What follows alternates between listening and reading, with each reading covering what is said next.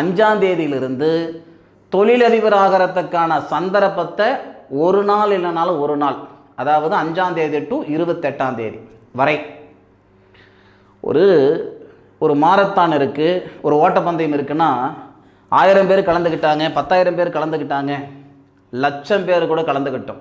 எத்தனை பேர் கலந்துக்கிட்டாங்கன்றது முக்கியம் கிடையாது, யார் ஜெயிச்சாங்கன்றது தான் முக்கியம் இல்லையா? இந்த பிப்ரவரி மாதம் அப்படின்றது ரிஷபராசியில் பிறந்தவங்களுக்கு மிகப்பெரிய மாற்றத்தை உருவாக்கக்கூடிய தருணம்.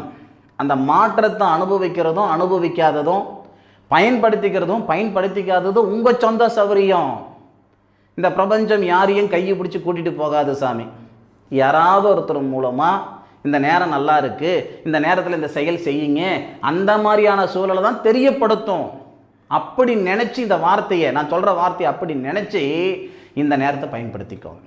என்ன செய்யலாம்ன்றதை நான் சொல்லிருந்தேங்க.